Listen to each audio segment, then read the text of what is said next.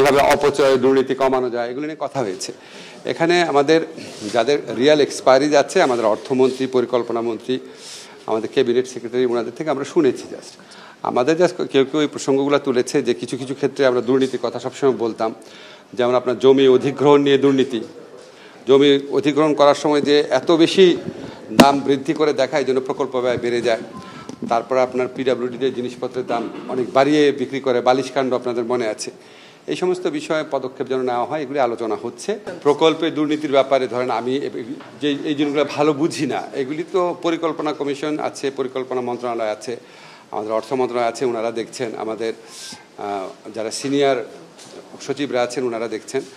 আমাদের যেটা করার কথা যে দুর্নীতি দমন কমিশন সংক্রান্ত যে আমাদের কমিশন ছিল, সংস্কার কমিশন ছিল, এই কমিশন যে প্রস্তাবগুলো দিয়েছিল এই প্রস্তাবগুলোর আলোকে আমরা খুব দ্রুত এই দুর্নীতি কমিশনের প্রস্তাবগুলো খুব দ্রুত আইনগত পরিবর্তনগুলো করব।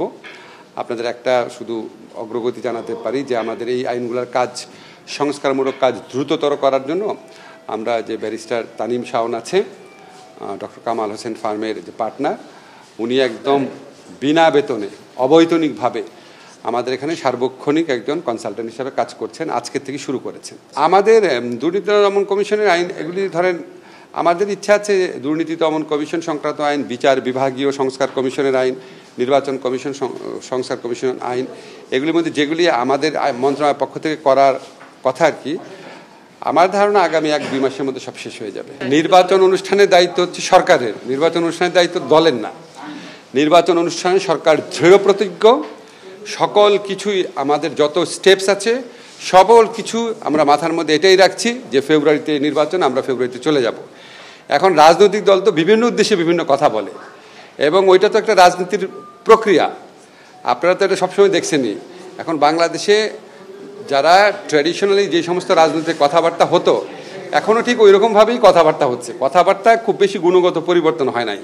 ফলে নির্বাচনের সময় নিয়ে কে কী বললো না বললো এটা আপনার রাজনৈতিক প্রক্রিয়ার অংশ হিসেবেই দেখবেন। আমাদের সরকারের পক্ষ থেকে আমরা দৃঢ় প্রতিজ্ঞ আছি। আমাদের স্যার একজন সর্বজন স্বীকৃত একজন বিশ্ব পর্যায়ে নন্দিত মানুষ, উনি নিজে ঘোষণা করেছেন এবং ওনার এই ঘোষণার থেকে আমাদের পিছিয়ে আসার বিন্দুমাত্র মানে চিন্তা নাই, বিন্দুমাত্র চিন্তা নাই।